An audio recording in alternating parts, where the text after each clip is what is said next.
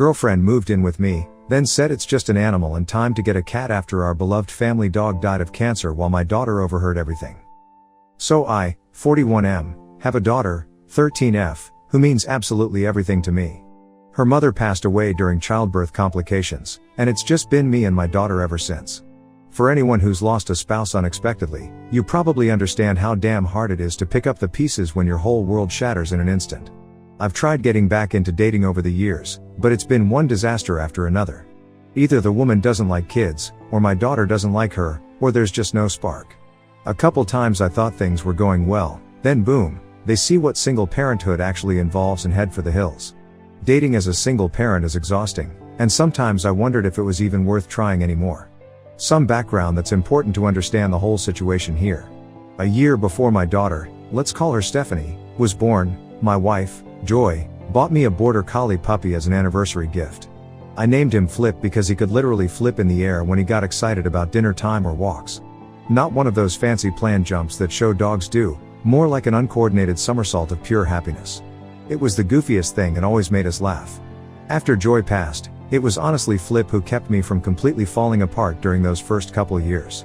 He was more than just a pet, he was my best friend and constant companion during the darkest period of my life. When I was up all night with a crying baby, Flip was right there beside me, never leaving my side. When I'd break down in tears missing Joy, Flip would come lay his head on my lap. He somehow always knew when I needed him most. I remember this one night, maybe 3 months after my Joy died, I was sitting on the kitchen floor at like 2 a.m. just sobbing uncontrollably. Stephanie had finally fallen asleep after hours of colic crying, and something in me just broke. Flip came over, pushed himself against my chest, and just stayed there while I cried into his fur for what felt like hours. I'm convinced that dog understood grief in a way most humans can't. As Stephanie grew up, she and Flip developed this amazing bond. He was like her guardian, always watching over her. He would sleep at the foot of her bed every night without fail. When she was learning to walk, he'd position himself to catch her if she fell. Anytime she was upset, Flip somehow knew and would go to her. Every family vacation, every weekend trip, every visit to my parents' place, Stephanie insisted on bringing Flip, and of course I was more than okay with that. We were a package deal, me, Steph, and Flip. This one time Stephanie got lost at a crowded park when she was about 5 or 6.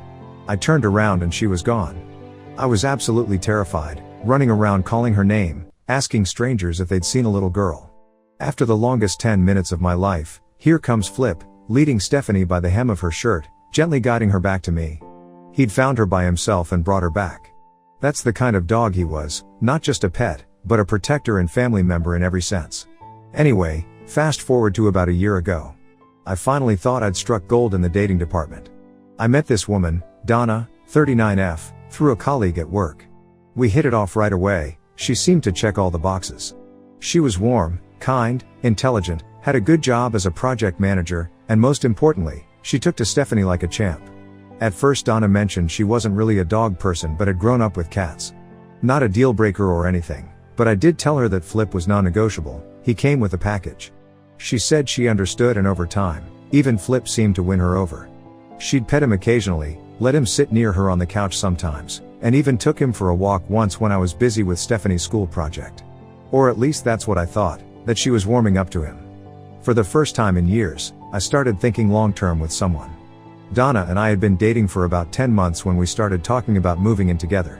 Stephanie seemed cautiously okay with it, not thrilled exactly, but not opposed either. She and Donna had developed a decent relationship. Not mother-daughter by any means, but friendly and respectful. Donna would help her with homework sometimes and they'd occasionally have girls' nights watching movies that I had zero interest in. So Donna moved into my house about a month ago. The first week or so was an adjustment period for everyone. Stephanie was a bit more withdrawn than usual, but I figured that was normal. Flip seemed confused about the new person living with us full-time but adjusted okay. And I was finally feeling like maybe we could be a real family unit again. I don't like using that term because me and Steph are already a complete family, but you know what I mean.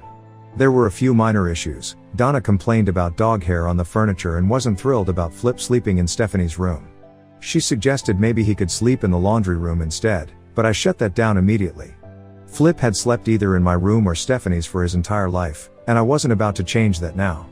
Donna dropped it, and I thought we were all adapting pretty well to our new living arrangement.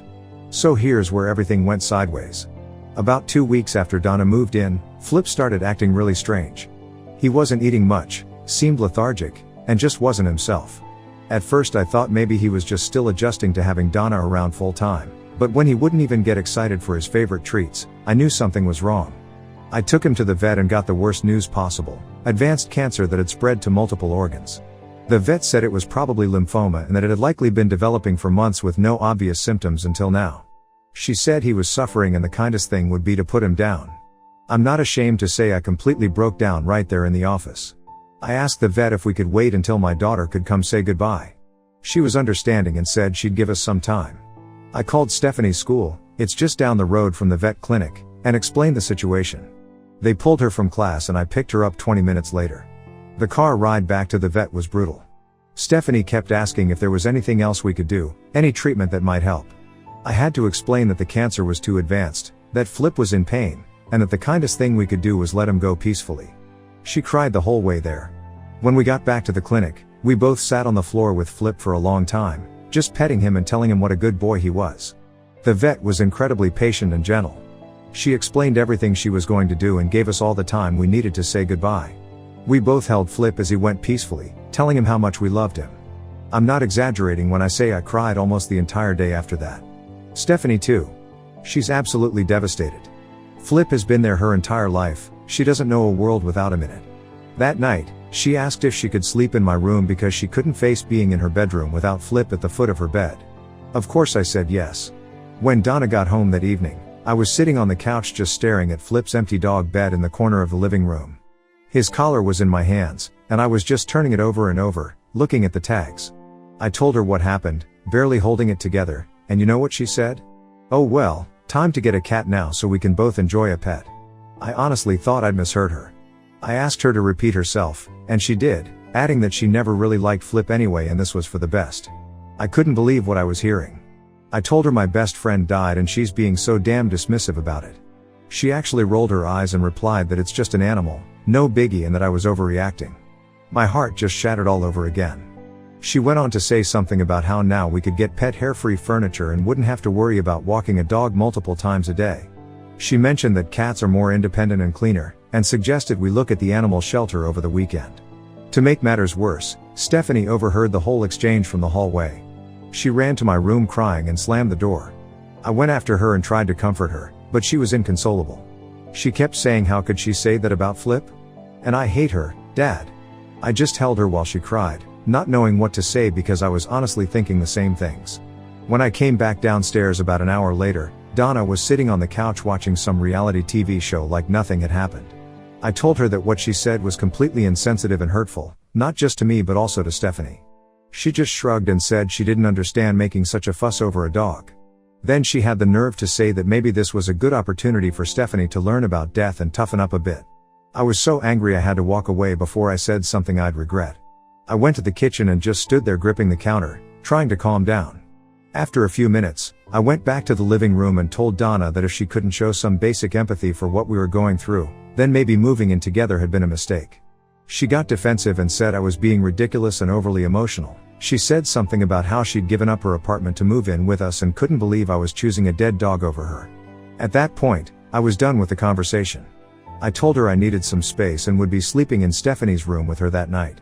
The next day wasn't any better. Donna acted like nothing had happened and seemed annoyed that Stephanie and I were still upset.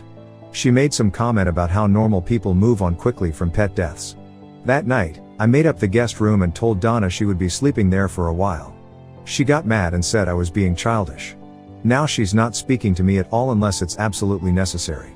Stephanie is refusing to even acknowledge Donna's existence. Won't talk to her, won't look at her, leaves the room when Donna enters. I can't blame her, honestly. The few times Donna has tried to talk to her, Stephanie just puts in her earbuds or walks away. Yesterday morning, Donna tried to make peace by offering to take Stephanie shopping for new clothes.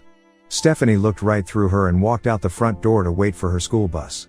I've been thinking seriously about breaking up with Donna and asking her to move out. She clearly can't see how much Flip meant to us. It's not just about a dog dying, it's about her complete inability to empathize with our grief or recognize that our emotions are valid. Flip was a dog, yes, but more importantly he was family. She just can't seem to grasp that concept.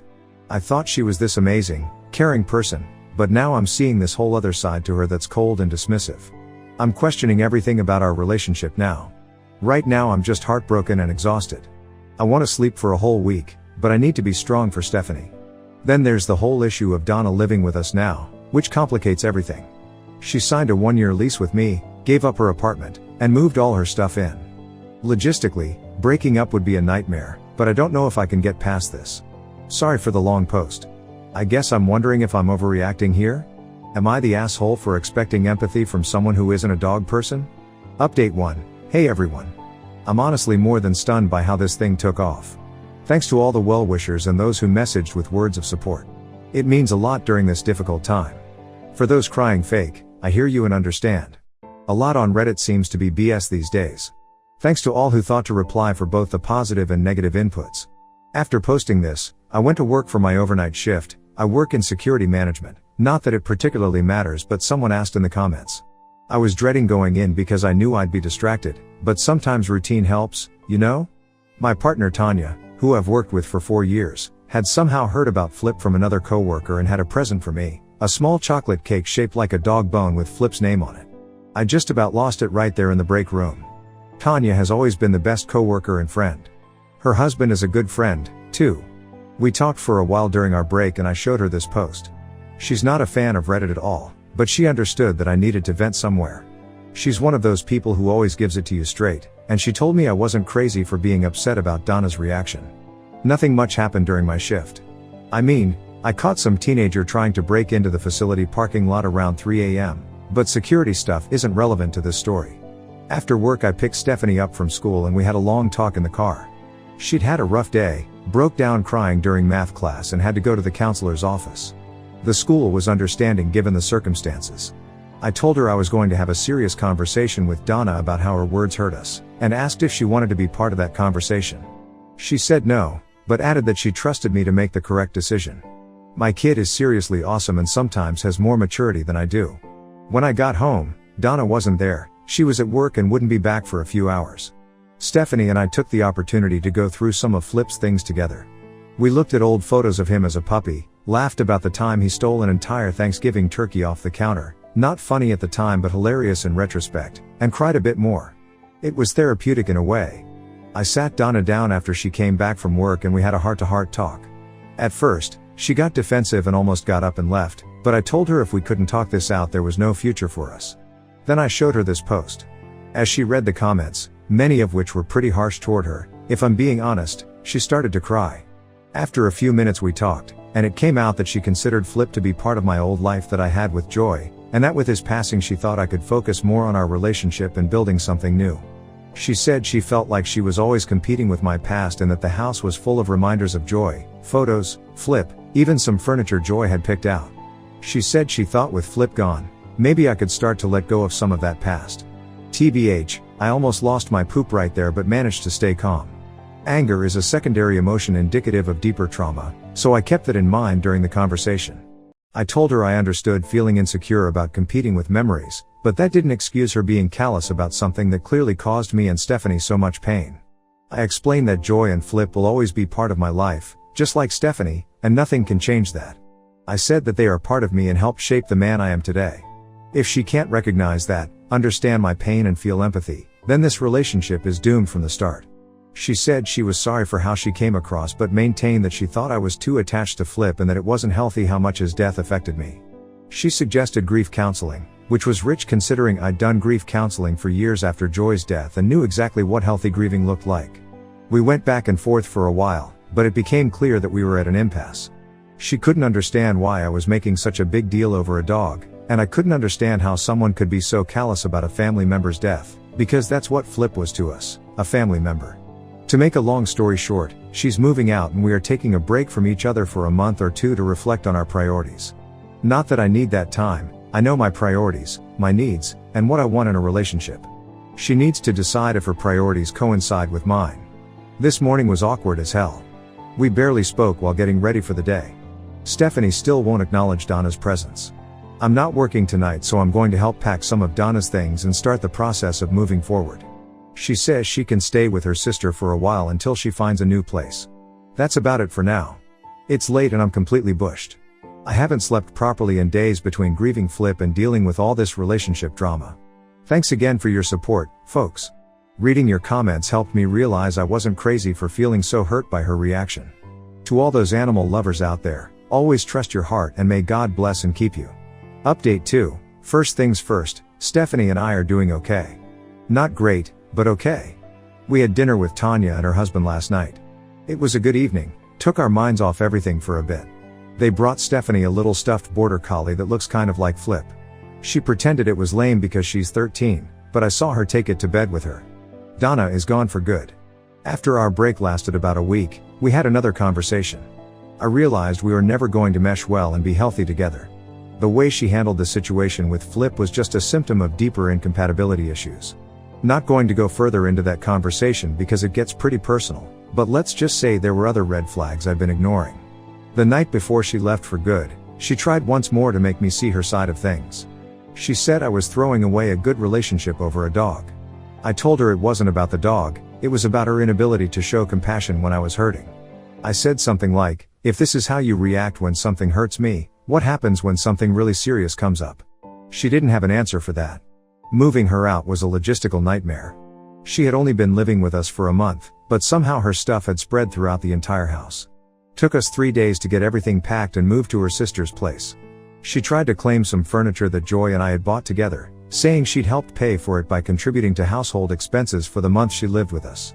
I shut that down real quick. Some people have asked about the lease situation. Yes, she signed a 1-year lease with me, but I own the house so it wasn't like a traditional apartment lease. She did pay a security deposit and first month's rent, which I returned in full even though she only lived here for about 6 weeks. It seemed like the right thing to do. Several people asked if I thought Donna might have done something to Flip to make him sick. Absolutely not. The cancer had clearly been developing for some time according to the vet. It wasn't something that just happened overnight when Donna moved in. And while she wasn't a dog person, she wasn't abusive toward him. Let's not go down conspiracy paths. Someone in the comments asked about the thing I said regarding anger being a secondary emotion. I learned that through grief counseling. Did a lot of that to deal with the loss of my wife. It really helped me understand my emotions better and how to process them in a healthier way. The basic idea is that anger usually covers up a more vulnerable feeling like hurt, fear, or sadness. Recognizing that helps me respond more constructively rather than just lashing out. A couple people commented that Stephanie sounded too mature in my last update. She's 13, not a moron. She can be surprisingly mature when she wants to be, although I did have to put our conversation into my own words as hers included cringe and douche nozzle, her favorite word these days since I don't put up with actual swearing by either of us. Like any teenager, she can be incredibly insightful 1 minute and completely irrational the next. The night after Donna left, she had a meltdown because I bought the wrong brand of cereal. So yeah, she's still very much a normal teenager. We've been talking about getting another dog soon. Obviously no dog can replace Flip, but I think we both want another 4-legged family member around. I want someone there with Stephanie when I'm working my overnight shifts. We're going to check out a local rescue shelter this weekend, let Stephanie pick them out, and then see where that goes. Thinking maybe a slightly older dog this time, one that needs a good home.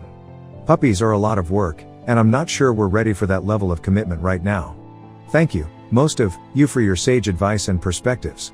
Everything you said pretty much echoed what I was already thinking, but because the pain was still so fresh, my mind was all jumbled. It was nice to get confirmation from people with no skin in the game. The overwhelming response that I wasn't overreacting helped me trust my gut. I think that's about it for now.